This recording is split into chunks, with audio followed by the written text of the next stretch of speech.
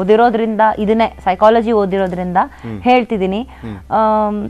ಬಹುಶಃ ಒಂದು ನೀವು ಎಕ್ಸಾಂಪಲ್ ಕೊಡೋದೇ ಆದರೆ ನಾನು ಅಪ್ಪು ಸರ್ದು ಕೊಡ್ತೀನಿ, ಮತ್ತು ವಿಷ್ಣು ಅವ್ರದ್ದು ಕೊಡ್ತೀನಿ, ವಿಷ್ಣುವರ್ಧನ ಸರ್ ಅವ್ರದ್ದು ಕೊಡ್ತೀನಿ, ಅಥವಾ ಚಿರು ಅವ್ರದ್ದು ಕೊಡ್ತೀನಿ. ಆಮೇಲೆ ನಿಮಗೆ ಈಗ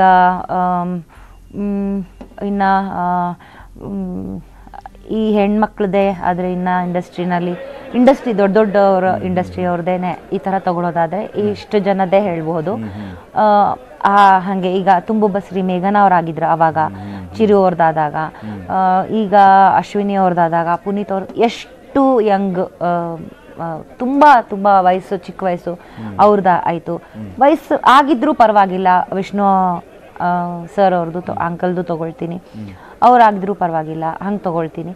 ಆದರೆ ಎಲ್ಲೋ ಒಂದು ಕಡೆ ಒಂದು ಹೆಣ್ಣು ಅಂತ ಬಂದಾಗ ಅವಳು ಹತ್ಕೊಂಡ್ಬಿಡ್ತಾಳೋ, ದುಃಖನ ಹೆಂಗಪ್ಪ ಮುಂದೆ ಗತಿ ಅಂತ ಸಹಿಸ್ಕೊಂಡ್ಬಿಡ್ತಾಳೋ ಏನೋ. ಮಕ್ಕಳಿದ್ದಾರೆ, ಎಲ್ಲರಿಗೂ ಮಕ್ಕಳು, ಅವಳು ತುಂಬ ಬಸ್ರಿ ಮೇಘನಾ ಆಯಿತು, ಹೆಂಗೋ ಜಯಿಸಿದ್ಲು. ಅಶ್ವಿನಿ ಮೇಡಮ್ ಅವರು 2 ಹೆಣ್ಮಕ್ಳು ಹೆಂಗೋ ಜಯಿಸ್ಕೊಂಡ್ರು, ಮೆಟ್ಟಿ ನಿಂತರು. ಅಂದರೆ ನಾವುಗಳು ಗಟ್ಟಿಗಿತ್ತೀರು ಅಂತ ಅನ್ಸ್ಕೋತೀವಿ. ಈ ಥರದ ಘಟನೆಗಳಾದಾಗ ಭೇದ ಭಾವ ಮಾಡ್ತಾ ಇಲ್ಲ. ಅಂದರೆ ಈ ಕಳ್ಕೊಂಡವರು, ಗಂಡನ ಕಳ್ಕೊಂಡವರು, ಹೆಂಡತಿನ ಕಳ್ಕೊಂಡವ್ರನ್ನ ಎಲ್ಲೂ ನಾನು ಭೇದ ಭಾವ ಮಾಡ್ತಾ ಇಲ್ಲ, ತಪ್ಪು ತಿಳಿಬೇಡಿ. ಆದರೆ ಹೆಣ್ಮಕ್ಳು ಗಂಡಂದ್ರನ್ನ ಕಳ್ಕೊಂಡಾಗ ಎಲ್ಲೋ ಗಟ್ಟಿಗಿತ್ತೀರು ಅನ್ಸ್ಕೋತೀವಿ, ಮೆಟ್ಟು ನಿಂತು ಬಿಡ್ತೀವಿ.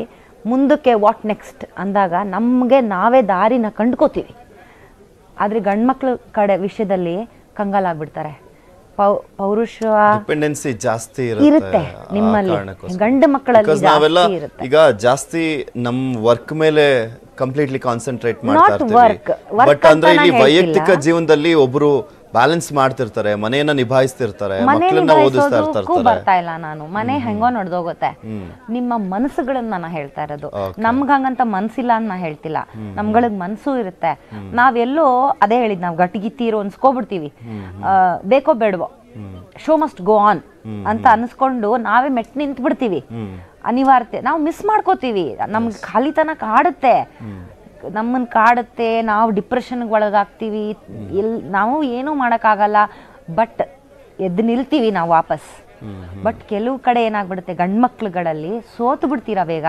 ಅಂದ್ರೆ ಎಮೋಷನಲಿ ಅದಾಗಬಾರ್ದು ಅಂತ ಅನ್ಕೊಳ್ಳೋಣ. ಈಗ ವಿಜಯ ರಾಘವೇಂದ್ರ ಅವರ ವಿಚಾರ, ಬಿಕಾಸ್ ಇನ್ಸ್ಪೈರ್ ಆಗ್ಲಿಕ್ಕೆ ಸಾಕಷ್ಟು ಜನ ಇದ್ದಾರೆ ಮುಂದೆ, ಇನ್ಸ್ಪೈರ್ ಆಗ್ಲಿಕ್ಕೆ. ಅಶ್ವಿನಿ ಪುನೀತ್ ನಾನು ಅವಾಗ್ಲಿಂದ ಹೇಳ್ತಿದ್ದೆ, ಅಶ್ವಿನಿ ಪುನೀತ್ ರಾಜ್ಕುಮಾರ್ ಒಬ್ರೇ ಸಾಕು, ಅವರನ್ನ ನೋಡಿ ಗಟ್ಟಿ ಮನ್ಸನ್ನ ಮಾಡ್ಕೊಂಡು ನಾಳೆಗಳನ್ನ ಕಳಿಲಿಕ್ಕೆ, ನಮ್ಮನ್ನ ನಾವ್ ಇನ್ಸ್ಪೈರ್ ಮಾಡ್ಕೊಳ್ಳಿಕ್ಕೆ, ಮಕ್ಕಳ ಜೀವನವನ್ನ ರೂಪಿಸ್ಲಿಕ್ಕೆ. ಖಂಡಿತ ಹೌದು.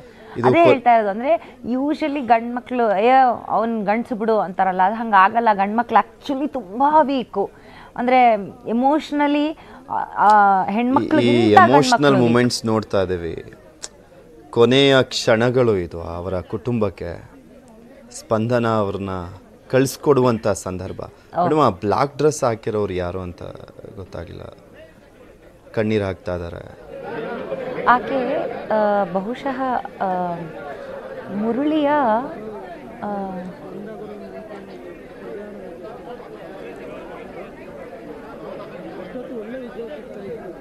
ಯಾಕೆಂದರೆ ತುಂಬ ಜನ ಸಮಾಧಾನ ಮಾಡ್ತಿದ್ದಾರೆ. ಈಗ ನಮಗೆ ಶೌರ್ಯ ಗೊತ್ತು, ವಿಜಯ ರಾಘವೇಂದ್ರ ಅವ್ರು ಗೊತ್ತು, ಬಿ ಕೆ ಶಿವರಾಮ್ ಅವರು ಎಲ್ಲರೂ ಕೂಡ ಇದ್ದಾರೆ. ಈಗ ಅಂತಿಮ ಯಾತ್ರೆ ಹೊರಡ್ತಾ ಇದ್ದಾರೆ. ಇಲ್ಲ, ಆ ಮಗು ಬೆಳಗ್ಗೆಯಿಂದ ನಾನು ಅಲ್ಲೇ ತುಂಬ ಸುಮಾರು ಹೊತ್ತಿದ್ದೆ.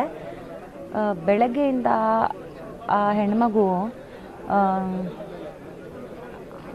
ಮುರಳಿಗೆ ಏನೋ ತುಂಬ ಹತ್ತಿರದ ರಿಲೇಟಿವ್, ಸಂಬಂಧಿ, ಅಕ್ಕನ ಮಗಳ ಅಂತ. ಅಂದರೆ ಶಿವರಾಮ್ ಅವರ ಅಂದರೆ ಇಬ್ಬರೇ ಮಕ್ಕಳಲ್ಲ, ಒಬ್ಬರು ರಕ್ಷಿತ್ ಅಕ್ಕ. ಅಂದರೆ ನಾನು ಹೇಳ್ತಿರೋದು ವಿಜಯ ರಾಘವೇಂದ್ರ ಅವರ ದೊಡ್ಡಮ್ಮನ ಮಗಳು ಆ ಥರ. ಓಕೆ. ಅಂದರೆ ಅವ್ರು ನಿಮ್ಮ ಜೊತೆ ಯಾವತ್ತು? ಈಕೆ ಈ ಹುಡುಗಿನ ನಾನು ನೋಡಿ ಯಾಕಂದರೆ ಮುರಳಿನ ತುಂಬ ಓಡಾಡ್ತಾ ಇದ್ವಿ ಅಲ್ಲಿ.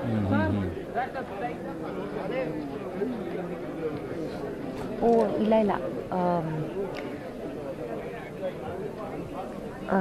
ಕಾಶ್ಮೀರಿಗೆ ಹೋಗಿದ್ವಿ ನಾವು. ಆವಾಗ ಅಲ್ಲಿ ಈ ಸ್ಪಂದನಗೆ ಒಬ್ಳು ಕ್ಲೋಸ್ ಫ್ರೆಂಡ್ ಇದ್ದಾಳೆ, ಬ್ಯಾಂಕಾಕಲ್ಲಿ ಇದ್ವಿ ಅವ್ರ ಜೊತೆ. ಈ ಘಟನೆ ಆದಾಗ ಅವ್ರ ಮಗಳು ಪ್ರಿಯಾ ಅಂತ, ಪ್ರಿಯನ್ ಮಗಳು.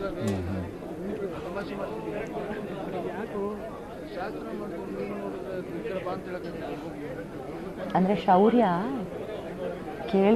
ಕೇಳಿದ್ಮೇಲೆ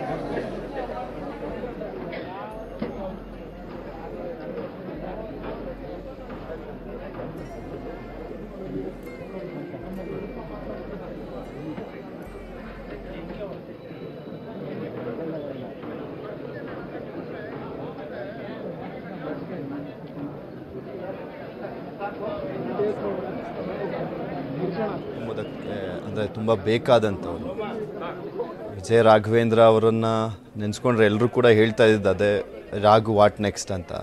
ನಾವು ಹೇಳ್ತಾ ಇದ್ದಿದ್ದು ಅದೇ, ಅಶ್ವಿನಿ ಪುನೀತ್ ರಾಜ್ಕುಮಾರ್ ಅವ್ರಿಗಿಂತ ಧೈರ್ಯ ತಂದ್ಕೊಳ್ಳೋಕ್ಕೆ, ಇನ್ಸ್ಪೈರ್ ಆಗಲಿಕ್ಕೆ ಮತ್ತೊಬ್ಬರಿಲ್ಲ ಅಂತ. ಬಂದಂಥ ಸಂದರ್ಭದಲ್ಲಿ ಅವರು ಕಣ್ಣೀರು ಆಗ್ತಾ ಇದ್ದಿತ್ತಲ್ಲ, ಪುನೀತ್ ರಾಜ್ಕುಮಾರ್ ಅವ್ರನ್ನ ನೆನೆಸ್ಕೊಂಡೇ ಕಣ್ಣೀರು ಆಗ್ತಾಯಿದ್ರು. ಇಂಥ ಪರಿಸ್ಥಿತಿ ರಾಘುಗೂ ಕೂಡ ಬರಬಾರ್ದಿತ್ತು ಅಂತ. ವಂದಿತಾ ಧೃತಿ ಕೂಡ ಬಂದಿದ್ರು, ಕಣ್ಣೀರನ್ನು ಹಾಕ್ತಾಯಿದ್ರು. ಅವ್ರನ್ನು ನೋಡಿಬಿಟ್ಟು ಮೋಸ್ಟ್ ಪ್ರಾಬಬ್ಲಿ ಶೌರ್ಯನೂ ಕೂಡ ಇನ್ಸ್ಪೈರ್ ಆಗಬೇಕು ಅಂತ ಕಾಣಿಸುತ್ತೆ. ಬಿಕಾಸ್ ಇದೆಲ್ಲವೂ ಕೂಡ ಗಟ್ಟಿ ಮನಸ್ಸನ್ನು ಮಾಡ್ಕೊಳ್ಳುವಂಥ ಸಂದರ್ಭ. ಬಟ್ ತಂದೆ ತಾಯಿಯ ವಿಚಾರದಲ್ಲಿ ಇದೆಯಲ್ಲ, ಮಕ್ಕಳೇ ಕಣ್ಮುಂದೆ ಸಾವನ್ನಪ್ಪೋದು, ಅವ್ರ ಚಿತೆಗೆ ಬೆಂಕಿ ಇಡೋದು, ಅಂಥದ್ದನ್ನೆಲ್ಲ ನೋಡುವಂಥ ಪರಿಸ್ಥಿತಿ ಮೋಸ್ಟ್ ಪ್ರಾಬಬ್ಲಿ ಎಂಥ ಶತ್ರುಗೂ ಬೇಡ ಅಂತ ಎಲ್ಲರೂ ಕೇಳ್ಕೊಳ್ತಾರೆ. ಮೇಘನ್ ಅವ್ರು ಅದನ್ನೇ ಹೇಳ್ತಾಯಿದ್ರು, ನನಗಾಗಿದ್ದು ಯಾರಿಗೂ ಬರಬಾರ್ದು ಅಂತ ಅಂದ್ಕೊಳ್ತೀವಿ, ಆದರೆ ಬಂದ್ಬಿಡುತ್ತೆ ಈ ಸಾವು ಅನ್ನುವಂಥದ್ದೇ ಅನಿರೀಕ್ಷಿತ ಅಂತ. ಆ ಮುದ್ದಾದ ಜೋಡಿನ ಈಗ ಒಬ್ಬರು ಕಣ್ಣೀರು ಹಾಕ್ತಾ ಇದ್ದಾರೆ, ಮತ್ತೊಬ್ಬರು ಸಾವನ್ನಪ್ಪಿರುವಂಥದ್ದು. ಇಂಥದ್ದೊಂದು ದಿನ ಬರುತ್ತೆ ಅಂತ ಯಾರೂ ನಿರೀಕ್ಷೆನೂ ಕೂಡ ಮಾಡಿರಲಿಲ್ಲ. ಅದು ನೀವು ಅವಾಗಲೇ ಹೇಳ್ತಾ ಇದ್ರಿ, ಇಂಥ ಸಂದರ್ಭದಲ್ಲಿ ನಾನು ಮಾತನಾಡ್ತೀನಿ ಅಂತಲೂ ಕೂಡ ಅಂದ್ಕೊಂಡಿರಲಿಲ್ಲ ಅಂತ. ಶೌರ್ಯ ಹೇಗೆ ಆ್ಯಕ್ಚುಲಿ ಬೇಸಿಕಲಿ? ಶೌರ್ಯ ಆಗಲೇ ನಾ ಹೇಳ್ದ ಹಾಗೆ ಯಥಾವತ್ತು ಸ್ಪಂದನ, ಡಿಟ್ಟೋ, ಅಚ್ಚು ಅಂದರೆ ಅಚ್ಚು ಸ್ಪಂದನ. ಈಗ ನೋಡಿ, ಆ ಹುಡುಗ ಎಂತ ಕಂಗಾಲಾಗಿ ನಿಂತಿದ್ದಾನೆ, ಯಾಕಂದ್ರೆ ಆ ವಯಸ್ಸೇ ಹಾಗೆ. ಅವನಿಗೆ ಏನು ತೋಚ್ತಾ ಇಲ್ಲ, ಅವನಿಗೆ ಎಕ್ಸ್ಪ್ರೆಷನ್ಸೇ ಬರ್ತಾ ಇಲ್ಲ, ಅಳ್ತಾ ಇಲ್ಲ, ಗೋಗರಿತಾ ಇಲ್ಲ. ನನಗೆ ರಾಘು ಹೇಳಿದ್ದು ಅದೇ, ಮುರಳಿ ಹೇಳಿದ್ದು ಅದೇ. ಗೊತ್ತಾದಾಗ ಏನಾಯ್ತು ಅಂತ ಅಂದ್ರೆ, ಅಲ್ಲಿ ಏನಾಯ್ತು, ಏನ್ ರಿಯಾಕ್ಷನ್ ಅಂತ ಕೇಳೋ ಟೈಮು ಅಲ್ಲ, ಅವನೇ ಹೇಳ್ದ. ಯಾರು ಮುರಳಿ ಹೇಳಿದ್ ನನ್ಗೆ. ಗೊತ್ತಾಗಿದ್ ಕೂಡ್ಲೆ ತಲೆ ಚಚ್ಕೊಂಡ್ಬಿಟ್ಟ, ವಿಷಯ ತಿಳಿದ ಕೂಡ್ಲೆ ತಲೆ ಚಚ್ಕೊಂಡ, ಅಷ್ಟೇ ಅವ್ನ ರಿಯಾಕ್ಷನ್. ಆಫ್ಟರ್ ದಟ್ ಏನು ರಿಯಾಕ್ಟ್ ಮಾಡಿಲ್ಲ, ಇವಾಗವರೆಗೂ ಏನು ರಿಯಾಕ್ಷನ್ ಇಲ್ಲ ಅವನು ಅಂತ. ಇಲ್ಲೂ ಅಷ್ಟೇ, ಅವ್ನಿಗೇನು ರಿಯಾಕ್ಟ್ ಮಾಡಬೇಕು ಅಂತ ಗೊತ್ತಾಗ್ತಾ ಇಲ್ಲ. ಯಾಕಂದ್ರೆ 14 ವರ್ಷ, ಈ ಟೀನ್ಸೇ ಹಂಗೆ. ಈ ಟೀನೇಜ್ ಅಲ್ಲಿ ರಿಯಾಕ್ಷನ್ಸ್ ಇವಾಗ ಗೊತ್ತಾಗಲ್ಲ. ಅಂದ್ರೆ ಇದನ್ನ ನೀ ಜರ್ಕ್ ರಿಯಾಕ್ಷನ್ ಅಂತ ಕರೀತಾರೆ. ಅಂದ್ರೆ ತಕ್ಷಣಕ್ಕೆ ಇಷ್ಟು ಜನ ಕ್ರೌಡು, ಅವನಿಗೆ ಏನ್ ರಿಯಾಕ್ಟ್ ಮಾಡಬೇಕು ಅಂತ ಗೊತ್ತಾಗ್ತಾ ಇಲ್ಲ.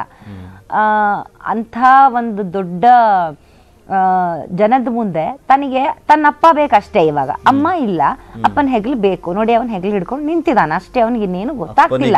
ಮಗನಿಗೆ ಅಪ್ಪ ಸಮಾಧಾನ ಮಾಡ್ಕೊಳ್ಬೇಕಾಗಿದೆ. ಈಗ ಏನು ಗೊತ್ತಿಲ್ಲ ಅವನಿಗೆ.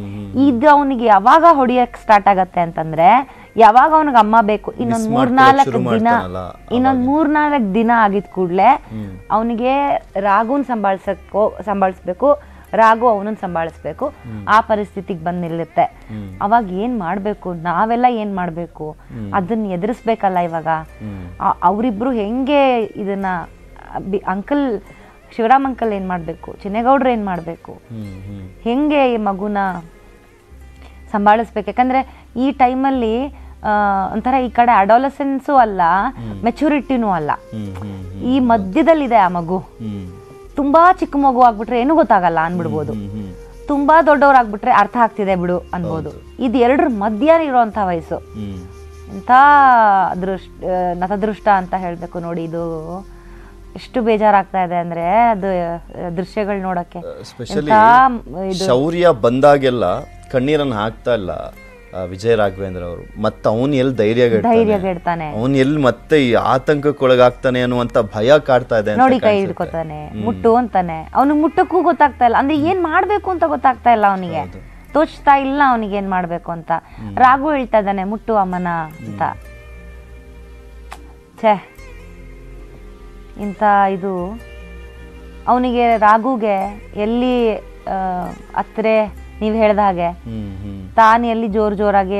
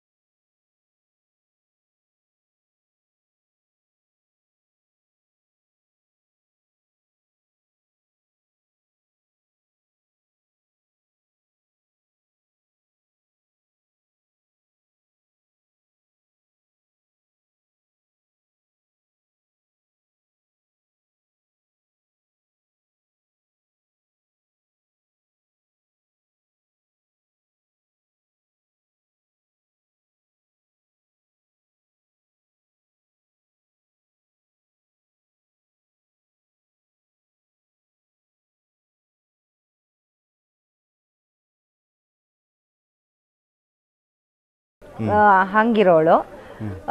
ಲಾಟ್ ಇಂಟು ಬುಕ್ಸ್ ಓದೋಳು. ಮತ್ತೆ again coming back to education, ಆ ಥರದ್ದು ಪುಸ್ತಕಗಳು. ಯಾಕಂದ್ರೆ ಇವನನ್ನ ಹಿಡಿಯೋದೇ ಇತ್ತು ಮೇಜರ್ ಆಗಿ ಮಗನ್ನ. ಅವನು ತುಂಬಾ ತರಲೆ ಅವನು ಮಗ. ಈ ಟೀನ್ಸೇ ಹಂಗೆ ಅಲ್ವಾ, ಸೊ ಸ್ವಲ್ಪ ತರಲೆ ಅಂದ್ರೆ ಅವನದೊಂದು ಸೆಟ್ ಆಫ್ ಗ್ಯಾಂಗ್ ಇದೆ. ಮುರಳಿ ಮಕ್ಕಳು ಮತ್ತೆ ಅವನ್ ಫ್ರೆಂಡ್ಸೇ ಇದ್ದಾರೆ. ಇವಳ ಫ್ರೆಂಡ್ ಮಕ್ಕಳೇ ಇವನ್ ಫ್ರೆಂಡ್ಸ್. ಹಂಗೆ ಅವ್ರ ಸೆಟ್ ಆಫ್ ಫ್ರೆಂಡ್ಸ್ ಇದ್ದಾರೆ. ಸೊ ಅವ್ರುಗಳೆಲ್ಲ ಒಟ್ಟು ಹಾಕೊಂಡು ಆಮೇಲೆ ಏನೇ ಪ್ಲಾನ್ ಮಾಡಿದ್ರು ವಿತೌಟ್ ಶೌರ್ಯ ಮಾಡ್ತಾನೆ ಇರ್ಲಿಲ್ಲ ಅವಳು. ಶೌರ್ಯನ ಗಂಟು ಹಾಕೊಂಡೇ ಹೋಗೋದು.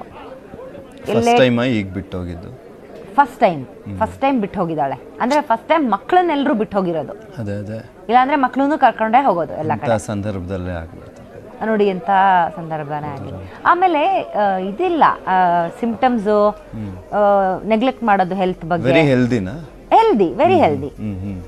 ಆಮೇಲೆ ಜಿಮ್ಮು ಅವೆಲ್ಲ ಮಾಡೋಳು. ನೆಗ್ಲೆಕ್ಟ್ ಮಾಡಿಬಿಟ್ಟು ಅಯ್ಯೋ ಹೆಂಗಂದ್ರೆ ಆಯ್ತು ಹಂಗೆ ತಿನ್ಬಿಡ್ತೀನಿ, ತಿಂಡಿ ಪೋತಿ ಅಲ್ಲ. ಇಷ್ಟಪಟ್ಟು ತಿನ್ನೋಳು. ಏನಾದ್ರೂ ಪದಾರ್ಥ ಇಷ್ಟ ಆಯ್ತು ಅಂದ್ರೆ ಇಷ್ಟಪಟ್ಟು ತಿನ್ನೋಳು. ಆ ತರ ಅಂದ್ರೆ ಹೊತ್ತಲ್ ತಿನ್ನೋದು. ಆಮೇಲೆ ಬೇಕಾದಂಗೆ ಜಂಕ್ಗಳು ತಿನ್ನೋದು ಅವೆಲ್ಲ ಎಂಥದ್ದು ಇರಲಿಲ್ಲ. ಒಂದ್ ಸ್ವಲ್ಪ ಚಬ್ಬಿಯರ್ ಸೈಡ್ ಅಲ್ಲಿ ಇದೀನಿ, ದಪ್ಪ ಇದ್ದೀನಿ ಅನ್ನೋ ಕಾನ್ಶಿಯಸ್ನೆಸ್ ಬಂತು. ಕೆಲವರು ಈಗ ಸೋಷಿಯಲ್ ಮೀಡಿಯಾದಲ್ಲೆಲ್ಲ ಹಬ್ಸ್ತಾ ಇದ್ದಾರೆ 16 kg ಇಳಿಸ್ಕೊಂಡ್ಬಿಟ್ರು, ಅದೇ ಇದಕ್ಕೆಲ್ಲ ಕಾರಣ. ಅದು ನಾನು ತುಂಬಾ ತಪ್ಪು ಅಂತ ಹೇಳ್ತೀನಿ. ಅಂದ್ರೆ ಅವಳು ಏನಾಗಿದ್ಲು, ದಪ್ಪ ಆದ್ಲು ಅನ್ನೋ ಒಂದು ಕಾರಣಕ್ಕೆ ಸ್ವಲ್ಪ ಸಣ್ಣ ಇದ್ಲು. ಮೊದ್ಲಿಂದನೂ ಅವಳು ಸ್ವಲ್ಪ ದಪ್ಪ ಸೈಡೆ, ಯಾವಾಗ್ಲೂ ಸಣ್ಣಗೇನು ಬಳಕ್ಲಿಲ್ಲ ಅವಳು. ಸೊ ಅದು ಮೊದ್ಲು ವಿಜಯ್ ರಾಘು ಮತ್ತೆ ಅವಳು ಭೇಟಿ ಕಾಫಿ ಡೇನಲ್ಲೂ ಆದ್ರು, ಜಿಮ್ಮಲ್ಲೂ ಆದ್ರು.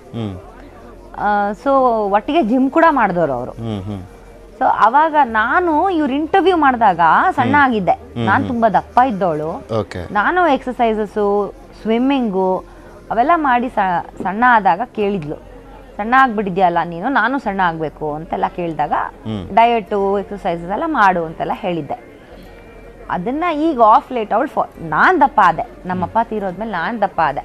ಅವಾಗ ನನಗೆ ಅವಳೆಲ್ಲ ಫುಲ್ಲು ಮೆಸೇಜ್ ಎಲ್ಲ ಮಾಡಿ, ಫೋನೆಲ್ಲ ಮಾಡಿ, ಆಚೆ ಬಾ ನೀನು, ಡಿಪ್ರೆಷನ್ಗೆ ತುತ್ತಾಗ್ತಾ ಇದೆಯಾ, ಇಲ್ಲ ನೀನು ಬಕಲ್ ಯುವರ್ ಸೆಲ್ಫ್ ಅಪ್, ಆಚೆ ಬಾ ನೀನು, ಹಿಂಗೆ ಆದರೆ ನೀನು ಒಂದು ಗೂಡು ಸೇರಿಕೊಂಡು ಮನೆ ಒಳಗಡೆ ಸೇರಿಕೊಂಡು ಡಿಪ್ರೆಷನ್ ಒಳಗಾಗ್ತೀಯ, ನೋಡ್ತಾ ಇರು, ನನ್ನ ಮಾತು ಕೇಳು, ಜೊತೆಗೆ ಬಾ ನೀನು, ನಾನು ನಿನ್ನನ್ನು ಸರಿ ಮಾಡ್ತೀನಿ, ನೀನು ಡಿಪ್ರೆಷನ್ಗೆ ಹೋಗಿ ನಾನು ಬಿಡಲ್ಲ.